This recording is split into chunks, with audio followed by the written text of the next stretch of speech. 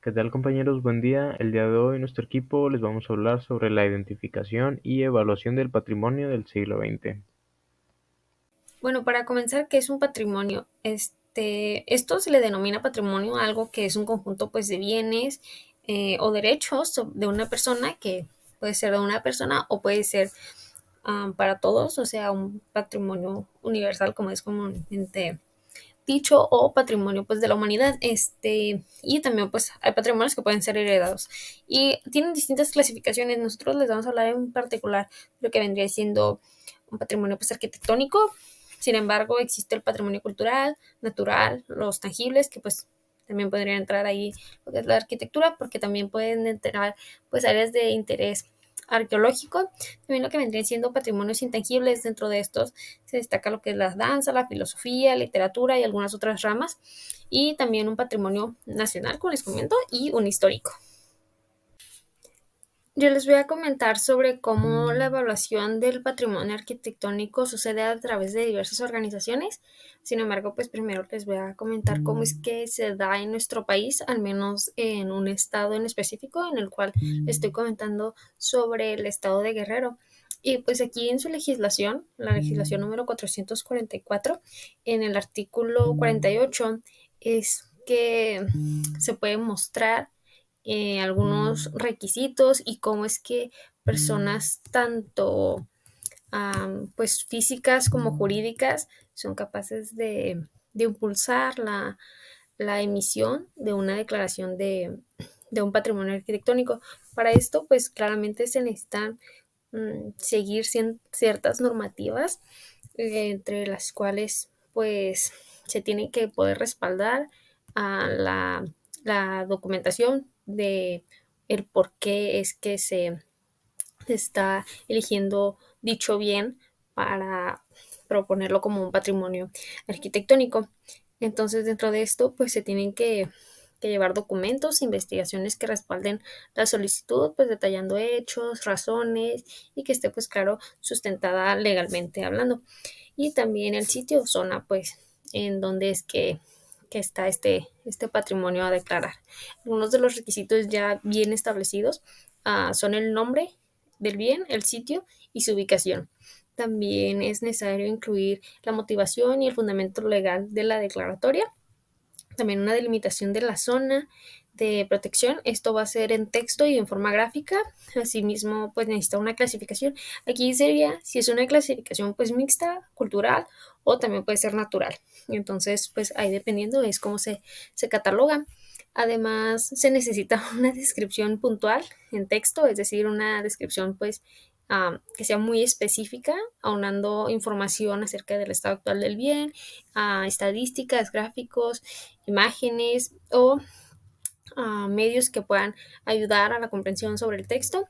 Y además se necesita un listado pues, que incluya la definición y las características de las partes o accesorios que tiene este bien. Otra de las instituciones de las que les puedo comentar es Docomomo, que sus siglas son por Documentation and Conservation of Buildings, Sites and Neighborhoods of the Modern Movement. Con estos obviamente también tienen sus criterios para la evaluación de estos patrimonios arquitectónicos, dentro de los cuales pues destacamos lo que vendría siendo la preservación. En esto es como preservación, el fortalecimiento y la relación que tiene el patrimonio con lo que vendría siendo su contexto, y pues también que requieren un enfoque multidisciplinario. Asimismo, el valor, nuevamente para poder darle como un valor al patrimonio arquitectónico, pues se destaca lo que vendría siendo su autenticidad, criterios también que no deberían de ser establecidos, porque se tiene que considerar el patrimonio más bien como un bien individual, dado que pues es que todos se desarrollan en distintos contextos. De igual manera, hay que cumplir ciertos requisitos para el cambio de uso. Esto con respecto a que el patrimonio pues no pierda la esencia de lo que es y que respete igual su contexto. También pues los medios que son para pues preservar el elemento que está construido pues en su totalidad. Con esto es no alterar meramente en alguna reparación el monumento, dado que se quiere conservar lo que vendría siendo como todo un conjunto, como un original. Esto para pues poder seguir destacando su importancia en su año de construcción, ¿no? O sea, que siga siendo una imagen clave de cierto movimiento o cierta época. Igual, que pues la restauración de las estructuras, esto va de la mano con la anterior. En el patrimonio, pues es que no son un objeto en sí mismo, sino que pues son un medio para preservar el elemento como un conjunto, que es lo que les comentaba. Y también que al momento en que se cambie de uso o ocurra una afectación al elemento, este tiene que pues, seguir con condiciones de seguridad, algunas de conservación, y también para pues, lo que vendría siendo la complejidad histórica, ¿no? De las estructuras arquitectónicas, pues se requiere un enfoque organizado de ciertas fases en el cual pues llevan diagnóstico, un control, y esto implica pues la búsqueda de datos reveladores, ¿no? Esto que identifique pues las causas del deterioro, también pues la selección de algunas medidas correctivas o pues preventivas, y el seguimiento pues de la efectividad de estas intervenciones para que pues haya un equilibrio entre pues los costos y los resultados, ¿verdad? Y también seguir teniendo una promoción pues correcta del patrimonio, y pues volver a reubicarlo en el contexto o volver a incluirlo, porque a veces en las que el patrimonio realmente se le deja de lado, sino que ya es cuando se empieza a reparar que tiene que ocurrir una reintegración en su contexto. Ahora bien, comentándoles sobre una institución que se encuentra en nuestro país, el cual es el INAH, que este es el Instituto Nacional de Antropología e Historia. Estos también se dedican a pues evaluar lo que son los patrimonios arquitectónicos en nuestro país. ¿Esto cómo lo hacen? Pues a través de igual, de ciertas estrategias, y también aquí vemos algunas similitudes en cuanto a otras organizaciones como es el Docomomo que les presenté anteriormente. Aquí igual ocurre un registro y una catalogación en el cual pues se pone igual el sitio, qué tipo de patrimonio se está hablando, el arquitectónico, pues cultural, natural, entre otros. También hay una valoración histórica y cultural. Esto como no se catalogan los patrimonios dependiendo de que hay, porque es el edificio más viejo o tal, sino por su valor histórico y el cultural, que vendría siendo la importancia que tiene para la sociedad, el cómo es que este sitio influyó en el desarrollo de algún lugar o una ciudad, en fin. También, ¿qué ocurre? Ocurre en los estudios arquitectónicos y técnicos, también una investigación antropológica. Esto es cómo se relaciona pues el edificio con su contexto, con su comunidad, las normativas, regulaciones, también la participación comunitaria, que esto es como les comentaba, hay veces en las que patrimonio no es reconocido por la comunidad en la que se encuentra, entonces tiene que haber una reintegración, tienen que haber ciertos programas que permitan que la gente los conozca, lo cual es también lo que pasa pues con el turismo, que se ofrece entradas a la gente para que pues puedan ir, conocer, se le tenga un valor al patrimonio, y pues también que ocurran estos cuidados que son necesarios para la preservación del mismo. Y pues eso es lo que se hace en nuestro país, esta gran organización. También para hablarles sobre normatividad internacional, dentro de estas pues son ciertas leyes, convenios, declaraciones que surgieron en, desde el 1900 hasta pues la fecha. Algunos de los que destacamos son de 1931, que es la Declaración de Atenas. Esta pues se enfoca con la importancia pues de respetar el carácter urbano, y también contribuye al movimiento internacional de la conservación del patrimonio arquitectónico. También en 1987 con la Declaración Internacional para la Conservación de Poblaciones y Áreas Urbanas Históricas. Esto pues aborda pues toda la degrada, pues degradación de núcleos históricos, especialmente pues aquellos que son afectados por el desarrollo urbano pues de la era industrial. Y también en el año 2000 que surgió la Declaración de Cracovia. En este pues es un documento crucial. ¿Por qué? Pues porque en este se resalta la recuperación de lo que vendría siendo la manera histórica pues de la conservación de un patrimonio arquitectónico. Esto pues también reafirmando lo que vendría siendo su reestructuración como pues un proceso de conocimiento. La importancia de reconocer el patrimonio del siglo XX radica en su valor como testigo histórico y cultural, ya que en él podemos ver el reflejo de las manifestaciones artísticas, arquitectónicas, científicas y sociales que en algún momento influyeron y dieron forma al contexto global del siglo pasado, y pues que a su vez terminaron moldeando nuestra cultura actual. Por lo que al reconocer dicho patrimonio estamos protegiendo no solamente objetos materiales, sino también ideas, innovaciones y valores. Es importante no descuidar estos ejemplos con potencial patrimonial, esperando que se vuelvan suficientemente antiguos para considerarles un valor histórico, puesto que cuanto antes sean reconocidos, mejor será la conservación de su integridad y la autenticidad de los elementos que le aportan este valor patrimonial. Entonces, ¿cómo identificamos el patrimonio? Pues se le atribuye el valor de patrimonio a un bien cuando a este se le reconoce una cierta importancia histórica, cultural o que representa un aspecto relevante para una comunidad o bien para la humanidad en general. Es decir, que este posee un valor intrínseco, ya sea en materia física o moral, por el que vale la pena ser protegido, transmitido y conservado para las futuras generaciones. Como vamos a ver más adelante, esta particularidad puede tener una connotación social, histórica, artística o bien representar un valor en la identidad cultural de una comunidad. Como se mencionó anteriormente, las pautas por las que se les puede atribuir un valor de patrimonio a un bien pueden ser diversas y van a depender en gran medida de la entidad que se lo esté adjudicando. Por ejemplo, uno de los más comunes puede ser la importancia histórica del bien, es decir, que haya sido testigo de algún evento significativo, que haya tenido un papel importante en el desarrollo de una comunidad o que haya sido parte de una era o un periodo histórico relevante. Otro criterio puede ser su valor cultural, que puede ser atribuido por su arquitectura, su significado simbólico, su importancia en la tradición local o su contribución al patrimonio cultural de la humanidad. Después tenemos la integridad y autenticidad del bien, es decir, que haya sido capaz de sobrellevar el paso del tiempo, conservando sus características y los elementos que le dan valor. Después tenemos la representatividad, que es atribuible a un bien que sea representativo, por ejemplo, de un estilo arquitectónico, una técnica constructiva, una tradición específica o una forma particular de identidad. Luego tenemos la valoración comunitaria, que puede presentarse cuando es la misma comunidad la que le está otorgando el valor de patrimonio a este bien, ya sea por su significado social, por ejemplo. Y por último, tenemos la investigación y evaluación profesional, que es cuando un bien adquiere valor de patrimonio por su alto valor para su estudio o investigación, es decir, que representa una potencial fuente de información que es importante, por lo que valdría la pena esforzarse en la conservación y protección de este.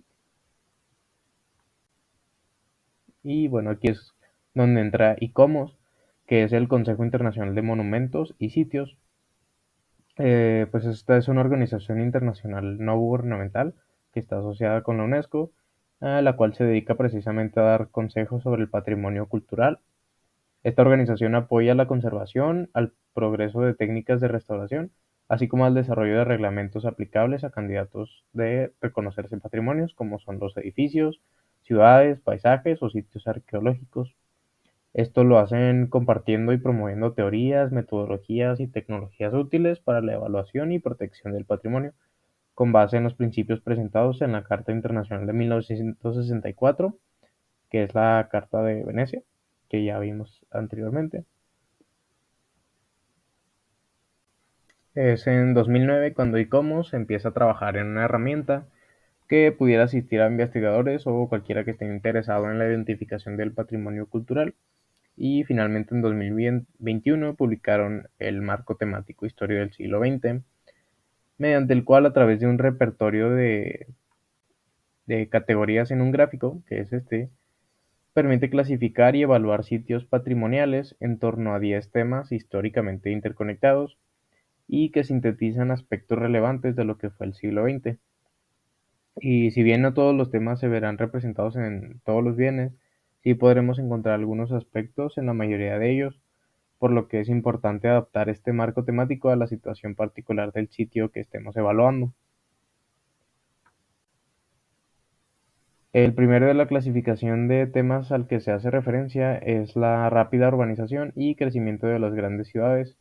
Y esto es resultado del gran crecimiento que tuvieron muchas urbanizaciones a lo largo del siglo XX, como por ejemplo podemos encontrar asentamientos irregulares que se generaron por el desplazamiento de las personas o incluso la creación de sistemas complejos de autopistas. El segundo tema, que es el desarrollo acelerado científico y tecnológico, podemos identificar edificios como aquellos que se dedicaron a la exploración espacial o bien al desarrollo de nuevas energías, como es el caso de la planta nuclear de Tokai en Japón.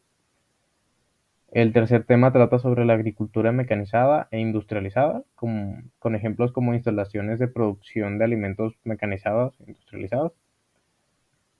El cuarto tema habla sobre el comercio mundial y corporaciones globales, donde se discuten espacios que facilitaron el intercambio internacional y las relaciones comerciales en general, teniendo como ejemplo el canal de Panamá, que podemos ver. El quinto tema trata sobre los sistemas de transporte y medios de comunicación masiva, y pues en este se mencionan infraestructuras como torres de comunicación y estaciones o sistemas de tren. En el sexto tema, donde se habla sobre internacionalización, nuevos estados-nación y derechos humanos, veremos ejemplos como parlamentos, congresos y otros espacios de importancia internacional como las embajadas.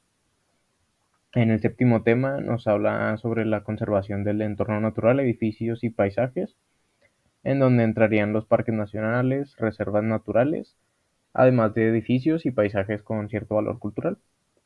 El tema 8 trata sobre la cultura popular y el turismo, donde estarán espacios de participación cultural o de atractivos turísticos como pueden ser museos, teatros o gimnasios deportivos. El noveno tema desarrolla las instituciones religiosas, educativas y culturales, con ejemplos como monumentos culturales o religiosos, museos o librerías. Y por último, el décimo tema es la guerra y sus secuelas, donde se engloba, por ejemplo, monumentos conmemorativos, sitios emblemáticos de los eventos bélicos del siglo XX y pues otros escenarios representativos de estos sucesos. Y bueno, pues estos temas pueden adaptarse para ser usados en diferentes contextos y pues su propósito es ayudar en la identificación y el reconocimiento del patrimonio del siglo XX, pues recordando que la clasificación del sitio puede ser un importante primer paso para el proceso de conservación de un patrimonio, por lo que pues esta es una herramienta que puede tener mucho valor en este proceso. En cuanto a las dificultades de la identificación y valoración del patrimonio arquitectónico del siglo XX, la preocupación por la conservación de este patrimonio es un tema relativamente reciente, surgido hace poco más de 3 décadas. La tendencia conservadora en general ha tratado de recuperar aquellos bienes que el tiempo había respetado y en donde su antigüedad e historia eran valores en sí mismos. Las vanguardias y todos aquellos estilos del siglo XX presentan una problemática considerablemente diversa respecto de su conservación. Son bienes arquitectónicos a los cuales el envejecimiento no les sienta bien. Si bien manifiestan el paso del tiempo, este supone una devaluación de su modernidad. Son bienes que han dejado de ser modernos sin llegar a ser antiguos, y tambalean entre un pasado excesivamente cercano al presente y una dudosa consideración social de ser parte de un valioso, aunque reciente legado. Aunque algunos de ellos cumplan ya más de 100 años, para muchos siguen siendo obras jóvenes, o mejor dicho, obras no históricas. Con lo anterior se plantea la primera dificultad en el acercamiento a la valoración del patrimonio, sobre todo desde la visión social, que prioriza las obras del pasado como dignas de conservación frente a la arquitectura del siglo XX, que no envejece dignamente y que ha perdido el motivo que lo originó, convertirse en una vanguardia. Estas obras, nacidas como consecuencia de una manifestación ideológica cultural, han sido en muchos casos transformadas. Los usos que tenían han quedado obsoletos y además han caducado los significados culturales que asumían en origen. Reflejo de la falta de apreciación del patrimonio cultural del siglo XX se puede observar en el listado de los bienes del patrimonio de la humanidad de la UNESCO, en el que tan solo un 2% de los bienes culturales pertenecen al pasado siglo. En términos culturales, aún no han pasado procesos sociales con tiempos históricos suficientemente largos como para cimentar la idea de que la arquitectura del siglo XX es un patrimonio cultural y como tal merece ser conservada para las futuras generaciones. Por el contrario, algunos principios y experimentos de la arquitectura moderna contribuyen hoy para el no reconocimiento de su valor y para justificar su sustitución.